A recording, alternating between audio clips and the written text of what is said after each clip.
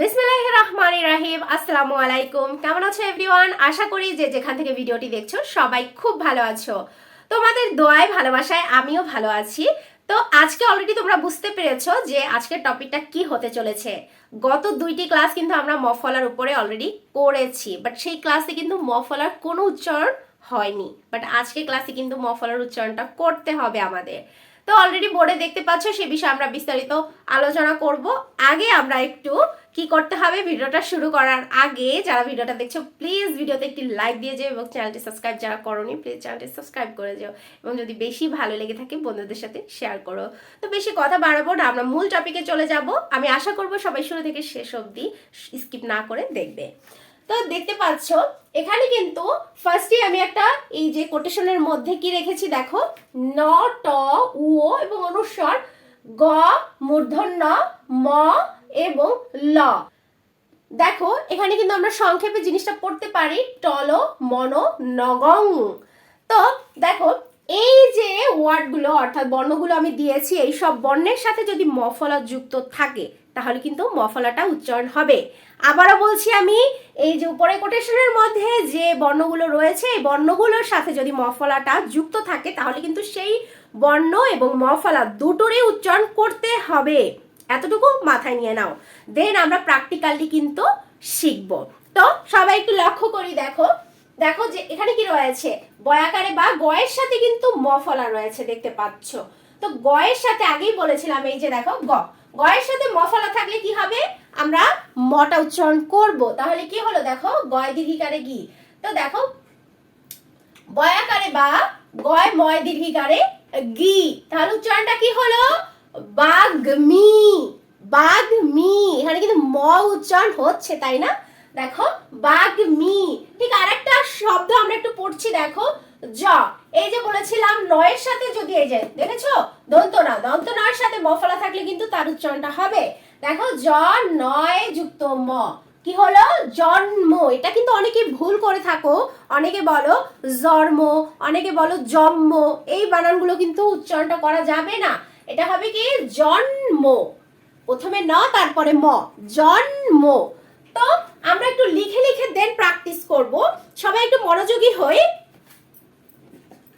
দেখো ফার্স্ট বানান রয়েছে বাগ্মি। বাগ্মি বানানটা দেখো, বয়াকারে বা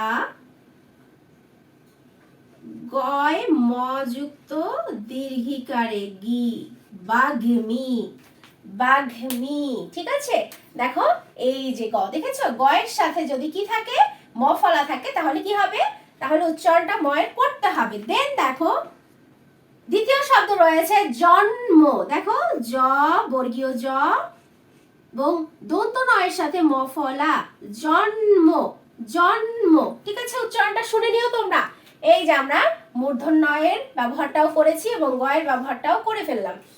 দেন কি রয়েছে দেখো, কি রয়েছে রস্যু মূর্ধন্য শয় মফলা উষ্ম। তো আমরা একটু লিখছি দেখো, রস্যু মূর্ধন্য শয়ে ম যুক্ত উষ্ম। দেন রয়েছে কি দেখো, জয় রস্যুকারে জু গয় যুক্ত মফলা, কি হলো যুগ্ম। এই যে দেখেছো গ। তো দুই একটা এমন এমন হচ্ছে বর্ণ থাকতে পারে যেটার সাথে মফলা থাকলেও কিন্তু উচ্চারণ করতে হবে, ঠিক আছে, বাট ম্যাক্সিমাম শব্দ কিন্তু এটার মধ্যেই থাকবে মফলাটা। দেখো যুগ্ম, অন্তস্থ জয় রস্যুকার এবং গয় ম যুক্ত যুগ্ম। নেক্সট ওয়ার্ড হচ্ছে কি গুল্ম। গুল্ম বানানটা দেখো, গয় রস্যুকারে গু ল যুক্ত মফলা, দেখো এই যে ল রয়েছে, গুল্ম। গুল্ম বানানটা দেখে নাও, গয় রস্যুকারে গু লয় ম যুক্ত রয়েছে গুল্ম। দেন কি রয়েছে দেখো জুম্মা। জুম্মা দেখো জয় রস্যুকারে জু ময় ম যুক্ত আকার, জুম্মা। আগেই বলেছিলাম ম থাকলেও কি হবে তার উচ্চারণটা করতে হবে তাই না, জুম্মা। দেখো বানানটা জয় রস্যুকারে জু ময় ম যুক্ত আকার, জুম্মা। দেন রয়েছে আম্মা, ঠিক ময়ের সাথে মযুক্ত রয়েছে, স্বরে আ ময় মযুক্ত আকার, আম্মা। দেখো লিখছি স্বরে আ ময়ের সাথে মযুক্ত আকার, আম্মা। ওকে, রয়েছে কি দেখো, মৃন্ময়। অনেকেই বলো কিন্তু মিমময়, মিমময় নো, এটা হচ্ছে মৃন্ময়, প্রথমে ন দেন ম, মৃন্ময়। দেখো মূর্ধ, এখানে কিন্তু দন্ত ন রয়েছে তাই না, এই যে দন্ত নর সাথে কিন্তু ম ফলাটা রয়েছে। সো ময় মৃ, নয় যুক্ত ম ফলা অন্তস্তীয়, মৃন্ময়। দেখো লিখছি মৃ, নয় যুক্ত ম ফলা এবং অন্তস্তীয়, মৃন্ময়। ওকে, নেক্সট হচ্ছে কি তন্ময়, ঠিক সেম এটার মতোই রয়েছে এখানে, তন্ময়। তন্ময়, ত নয় যুক্ত ম ফলা এবং অন্তস্তীয়, তন্ময়। বানানটা দেখো লিখছি ন যুক্ত ম ফলা এবং অন্তস্তীয়, তন্ময়।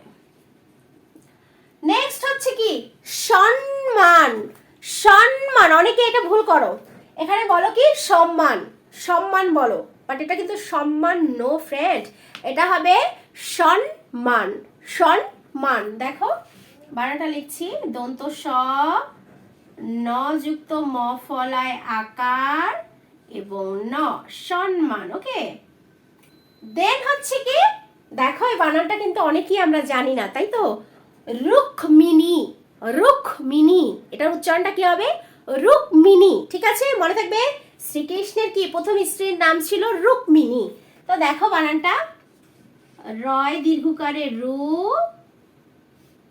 ক যুক্ত ম ফলায় রশ্মি এবং নয় দীর্ঘিকারে নি, রুক্মিণী, ঠিক আছে রুক্মিণী। দেন কি রয়েছে দেখো উন্মাদ, উন্মাদ বলবো না আমরা, অনেকে উন্মাদ বলি, যেহেতু উন্মাদ নো, উন্মাদ, উন্মাদ, ঠিক আছে। উন্মাদ মানে হচ্ছে পাগল, ঠিক আছে, উন্মাদ। দেখো রস্যু ন যুক্ত ম ফলায় আকার এবং দ, উন্মাদ, উন্মাদ, ঠিক আছে। আই থিঙ্ক বুঝতে পেরেছো সবাই। তো ভিডিওটা আর বড় করবো না, ক্লাসটি আই থিঙ্ক তোমাদের ভালো লেগেছে, ভালো লাগলে কি করতে হবে প্লিজ করে দিও।